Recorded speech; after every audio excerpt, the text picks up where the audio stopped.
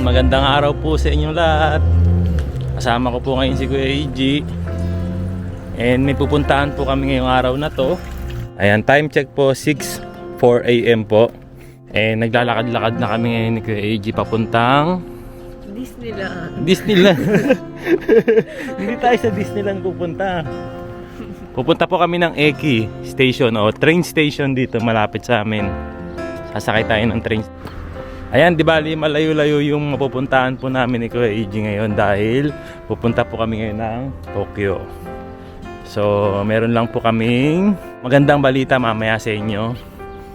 Mamaya ako na po i-share sa inyo kasi nagmamadali kami ni Kuya AG papunta ngayon train station dahil baka maiwanan tayo ng train.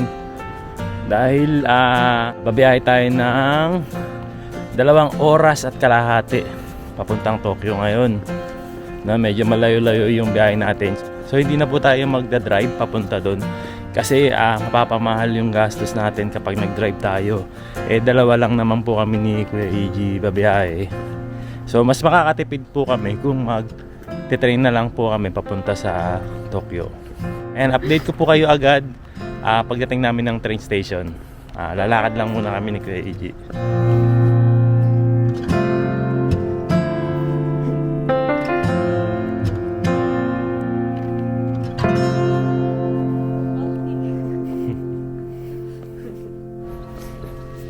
Ayan, nandito na po kami ngayon sa train station. And may paparating na po na train. Pero hindi po yan yung sasakyan natin. Medyo napaaga yung punta natin dito sa train station. Di bali, anong oras na ba? 6:12 pa lang naman. 6:29 pala yung biyahe namin. Kaya hindi muna tayo sasakay dyan.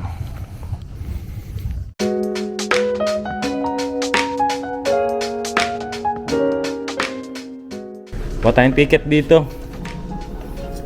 Ayan, isa. Ayan, pangalawa. Ayan. Itong ticket naman na to ay ibibigay natin doon sa paglabas natin ng train station kasi ito yung ipapakita natin kung saan tayo galing.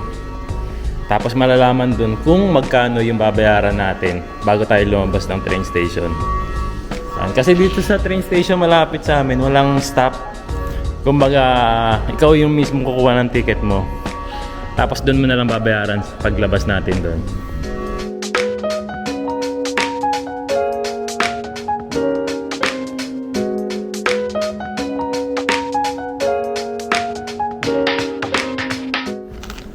Yan, dito na po kami ngayon sa train station. And antay na lang tayo ng 15 minutes.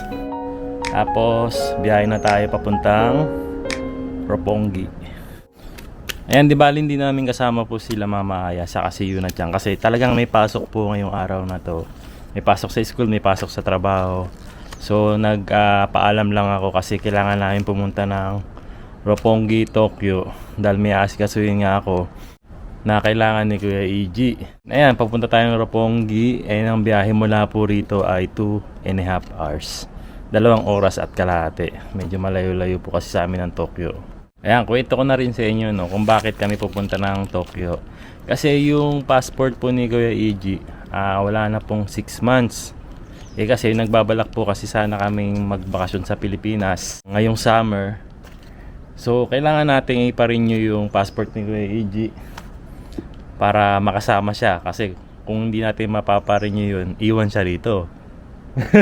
Gulat siya no? So yun nga po, magpaparenew tayo ng passport sa Roppongi kasi doon matatagpuan po yung Philippine Embassy natin sa Tokyo. So yun lang yung pinakamalapit na pwede nating puntahan para magpa-renew po or kumuha ng bagong passport. Yun po yung lakad namin ni Kuya AG. So mamaya kukwento ko na lang din sa inyo kung ano po yung mga requirements dito sa pagkuha ng passport or pag-renew po ng passport para meron din po kayong idea kung ano po yung kung parehas ba yung requirements sa Pilipinas saka dito po. No, nakalimutan ko na rin kasi yung requirements sa Pilipinas kaya tingnan natin kung parehas lang ba.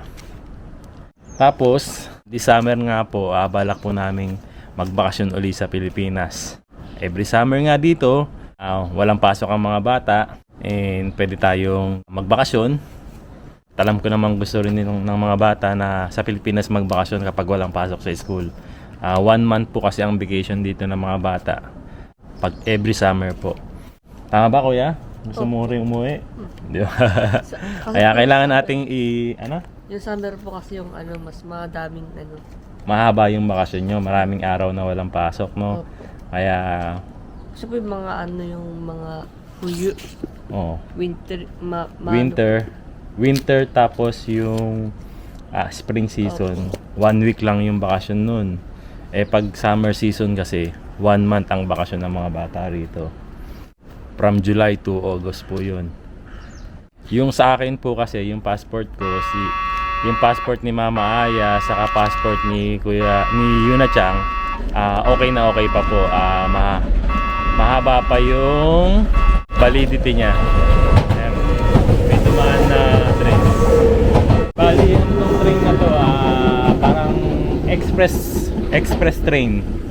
May extra bayad po pag sasakay dyan kasi dire-diretso po yung biyahe niya. Katulad niya, hindi na siya dumaan dito kanina, hindi na siya nag-stop. Mas mabilis po yung biyahe niyan. Pero hindi na po tayo magaganyan ngayon kasi marami po tayong time ngayon. So aalis nga kami rito ng 6:30 and to 2 oras kalahati yung biyahe namin. Darating po kami doon ng 9. Ang schedule po namin ng passport ni Kuya AJ, renew ng passport niya, 10 AM pa po. In-adjust ko talaga kasi ayoko talaga yung parang giri-giri, yung parang nagmamadali ka. Mas gusto ko yung may extra oras tayo para relax lang tayo. Hindi tayo nagmamadali. Nagising kami ni Kuya AJ kanina 5:30. Bis lang kami, yan. Tapos yun, alis na agad kami. So yun, samahan nyo kami ni Kuya AJ ngayong araw na to, no? After din namin kasi sa pagkuha ng passport or pag-renew ng passport niya, masyal kami ni Kuya AJ sa Tokyo. First time namin na kaming dalawa lang pupunta ngayon ng Tokyo, no? First time po ba? Dalawa lang tayo, no? Para nag-ano na po tayong dalawa dun eh. Nagpunta na ba tayong dalawa lang dun? Parang. Hindi ko po alam, pero parang Nakalimutan ko na. Tumatanda na si Papa. Ayan, nandito na po yung train na sasakyan natin. Tara, kuya.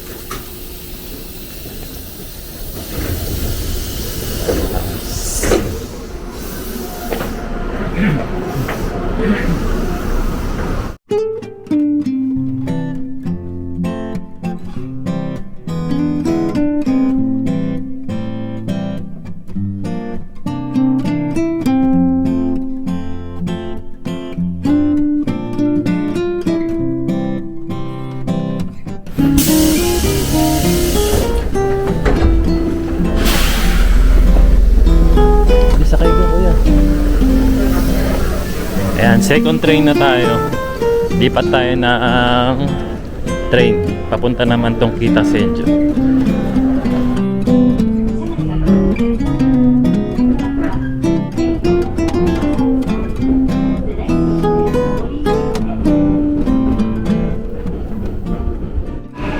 Yan, update lang po kami. After 2 hours na biyahe po namin ng train, andito na kami ngayon sa Kitasenju.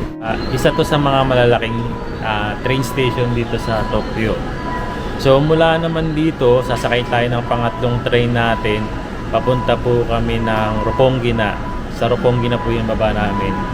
So mga bandang 9:10 o 9:20 nandun na tayo sa Roppongi. Malapit na tayo. Dito sa Kitasenju, dito na kami magbabayad ng unang payment namin. Tapos mula naman dito hanggang Roppongi naman, doon naman kami magbabayad ng another payment natin. So medyo nakakalito lang talaga dito sa Japan sumakay ng train kasi sobrang daming train dito. Kailangan siguro kung sakaling nandito kayo, pwedeng i-download nyo tong Japan Travel kasi pwede nyo magamit itong application na to para madali kayong makasakay ng train ng mga train station kasi meron silang mga guide kung saan makikita rito kung magkano yung babayaran nyo, kung saan kayo bababa, at kung anong mga platform ng station kayo sasakay. Ayan. So yan, sakay na muna kami ni Kuya AJ para makarating agad tayo sa Roppongi Station. Tara! Ayan, kung mapapansin nyo dito sa Itasenju Station, sobrang daming tao po dito kasi sobrang busy tong station na to. Sobrang laki, ang daming line station na naka-connecta dito. So, bayad muna tayo dun ng ticket natin para makalabas tayo.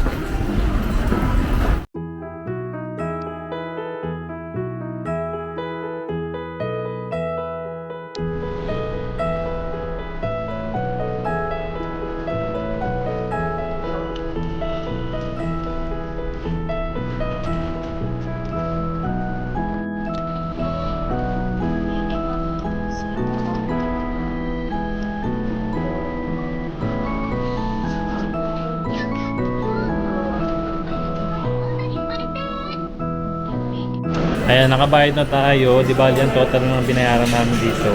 1,500 yen. Kasi yung adult, 1,000 yen. Kasi yung bata naman, si PG, 500 yen lang. Half price lang siya. Ayan, dito kami nang galing ni Kuya Eiji kanina.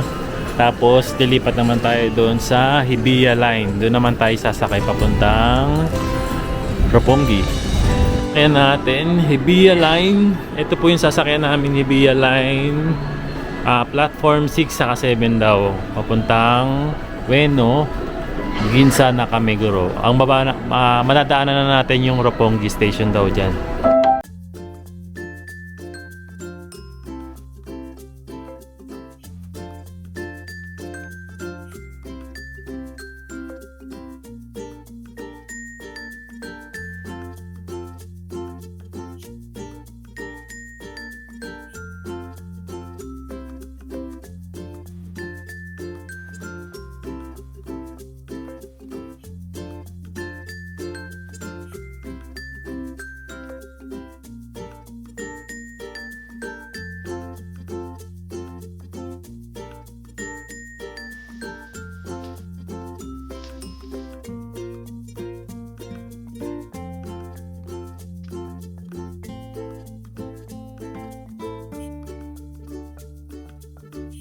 Ayan, Embassy of the Republic of the Philippines.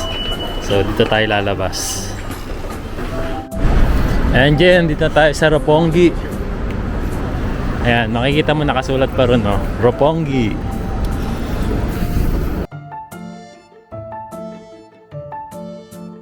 Ayan, nandito na po kami ngayon sa Roppongi. Di bali, mula sa Roppongi Station, papunta ron sa Philippine Embassy. Lalakarin lang natin siya ng 10 minutes. Ayan.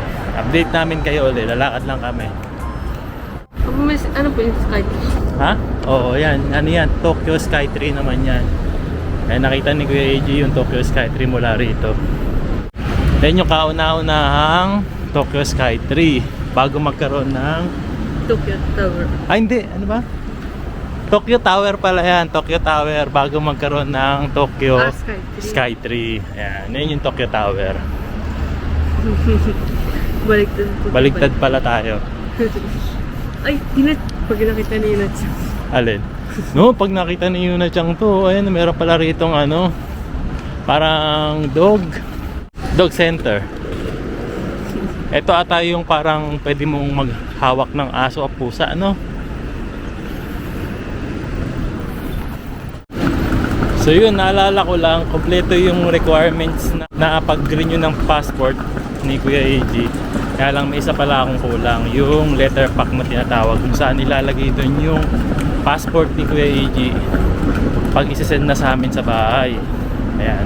Pero may mga nabibila naman dito, may mga kababayan tayo dyan na nagbibenta na malapit dito sa Philippine Embassy. Ayan, meron din malapit na Mega Don Quixote dito sa Philippine Embassy. Medyo malapit na tayo, liliko lang tayo dyan sa stoplight, tapos dire-diretso yun, makikita na natin yung Philippine Embassy.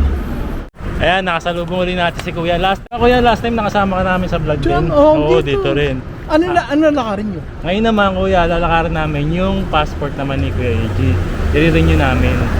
Oh, medyo Kasi wala nang 6 months yung ano. Meron, pero luma na. Okay lang. Okay Sinerox nyo na. May nakaserox na rin, pati birth certificate ko, nakaserox na rin. Yung passport mo lang, birth Passport certificate niya, tsaka passport, okay na. Nakaserox na rin. Naka-comba, online. Oo, naka-online yan. Schedule tayo ngayon. Puntahan mo na para sandali 10 o'clock tayo. Kailangan ko lang ng Hindi, ano, okay lang. letter pack. Okay lang, para sandali Ah. tapos. No, letter pack lang kuya. Yan. Para sandali tapos Kay siya. kuya na lang uli ako bibili ng Oh. letter pack. Para sandali tapos kahit alas 10. Oh. Ay, sige Kuya Ricky, yan. Magkano Oh. tong letter pack Kuya Ricky? 700. 700. Yan. Sige, bayaran mo na natin. Buti ikaw nakasalubong ko ulit kuya. Sabagay, lagi ka naman dito nakapwesto. Ano? Yun, no? Araw-araw. Agency ko eh. Oo. Sige, bayaran ko lang muna ito kuya. Shoutout na rin natin si kuya. Yun o, Ayan. speed po. Padalaan ng pera. Nag-ano ka, nagsusokay ka ng speed Passport mo, Opo. application. Tabi mo to. Nakaano na ako, nakapag-ano na ako diyan kuya. Meron na kayo. Meron na ako. Dati ano, tinulungan din kami nung Diyan, ano. kay Henry. Oo. Nag-try na kayo dun sa mobile app, sir? Hindi pa kasi hindi naman di kami nagpapadala ng ganyan dyan. ganyan Oo. din. Pag kailangan na lang siguro. No problem. Tapos Yeah. maganda dito sa amin kasi, yung mga high rates, tapos mobile app lang siya, fully commis sa JP Oh, Bank. yes, Yan, sige. Try nyo rin yan. Speed Speed speed. money transfer Japan po. money transfer. Ayan. Ayan. Salamat Kuya Ricky sa si Kuya Aloy ng speed money transfer. Sige. Ayan, salamat Kuya. Salamat Kuya. Yes, sir.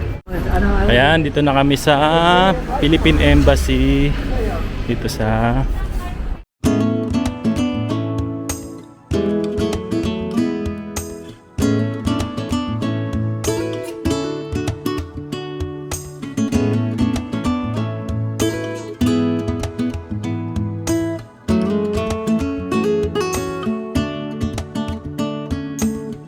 ano yung sa kilay niya. Nandiyo. Yan. Kailangan makita yung kilay niya. Okay. Nagkala.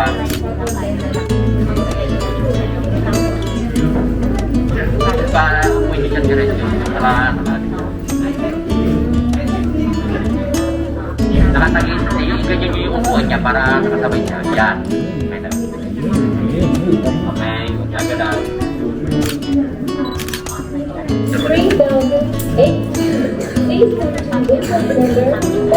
Yan mo, paganyan nyo kamay niya.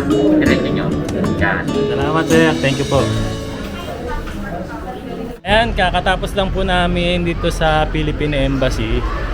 And ang bilis nung process ngayon kasi nga walang masyadong naka-schedule ngayong araw na to. 10 AM pa yung schedule namin pero dahil maaga kami dumating dito, wala pang 10 AM. Pinapasok na rin naman agad kami dahil wala nang naka-schedule ng umaga. Tapos wala pang 30 minutes, tinawag na agad kami. Na-picture na rin si Kuya AG, nakuha na rin yung information, nakapagbayad na rin tayo. Ang sabi, 1 to 2 months daw bago ma-receive yung passport, no? So magkano yung passport dito sa Japan? 8,400 yen po ang passport fee. Last time nag-renew naman din ako ng passport, hindi naman din siya umabot ng 2 buwan, mga 1 buwan lang dumating na sa akin. Kaya siguro mabilis din ma-receive yung kay Kuya AG kasi hindi katulad last time, pandemic pa noon, kaya sobrang tumagal pa ng konti. And ngayon dahil okay naman na, siguro mas mabilis na rin makaprocess yung mga passport ngayon. So nagbibigay lang talaga sila ng 1 to 2 months bago ma-send sa atin yung mga passport dito sa Japan. Ayan, mamaya kwento ko sa inyo yung mga requirements naman sa pag-renew ng passport or sa bagong passport. Hanap lang muna kami ng mga kainan kasi medyo gutom na rin si Kuya AG. Umalis kami, wala kaming kain. Nagkape lang ako, tapos si Kuya naggatas lang kayo ng umaga. Ayan, hanap muna kami. Ayan, may nakita kaming kakainan dito. Sukiya. Ito lang kilala namin and ito yung malapit-lapit dito sa Philippine Embassy. Kaya dito na lang kami kakain ni Kuya AG. Masarap naman dito no Kuya? Opo. Sukiya. Ayan, dito na lang. Sakto, bukas na sila, ano? Ayan, tara, pasok na tayo. Ayan, Sukiya.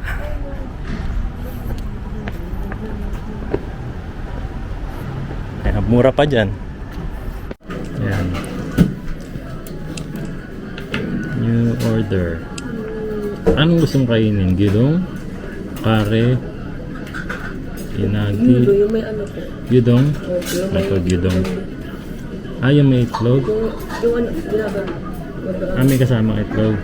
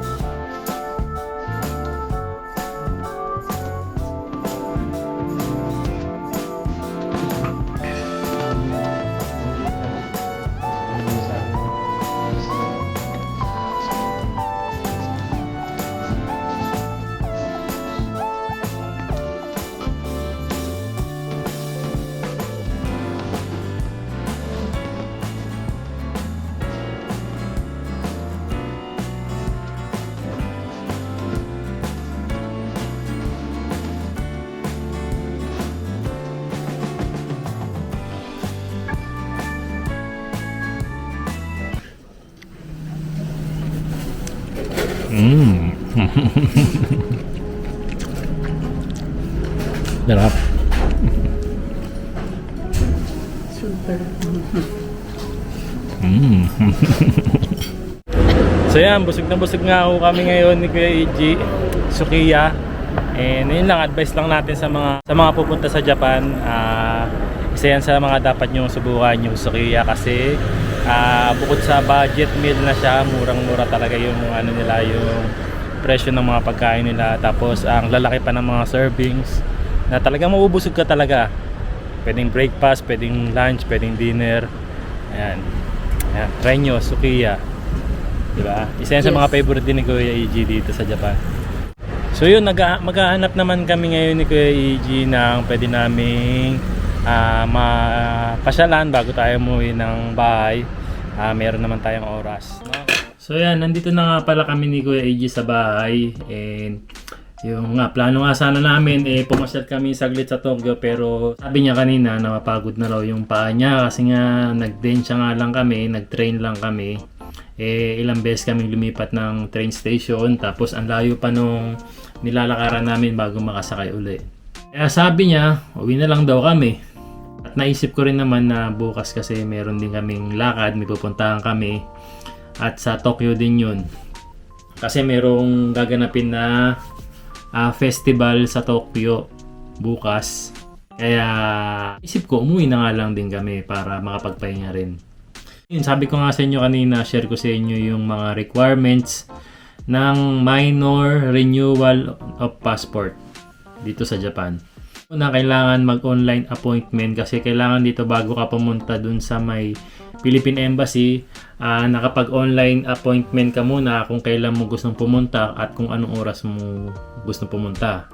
Kapag nakakuha na ng online appointment, ayun, kailangan mo nang fill upan yung application form nila. Tapos nun, personal appearance ng minor applicant, saka ng parent or authorized adult companion. Yung parent, kahit isang parent lang ang kasama, pwede naman daw.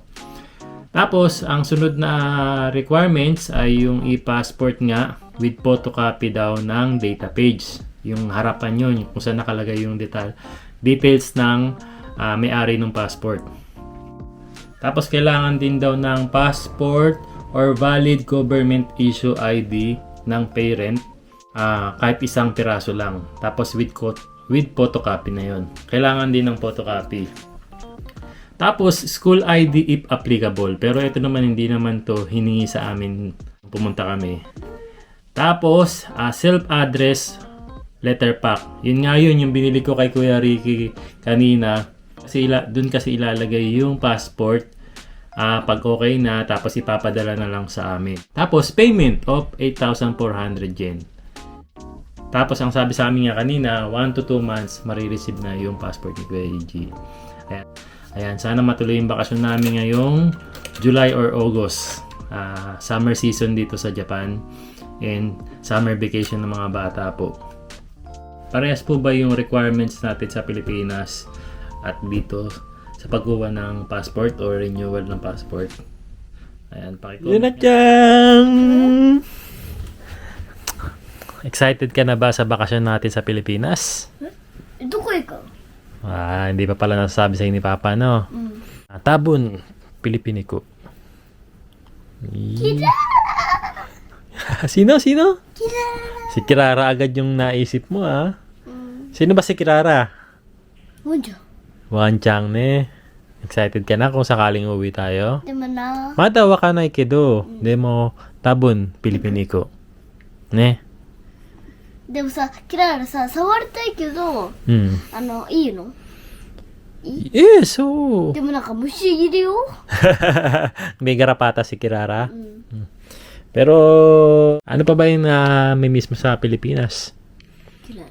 Si Kirara lang talaga, no? 猫ちゃん。 Yung mga pusa doon, no? 好きだよ、全部。 Tanashimi? 楽しみ。じゃあ、行ってきます。 J Pinoy Vlogs, ang kasama nyo lagi kahit saan. J Pinoy Vlogs, papakita nila ang buhay sa Japan. Pamilya ang kasama at laging may saya. Kasama kayo mga kababayan sa J Pinoy Vlogs.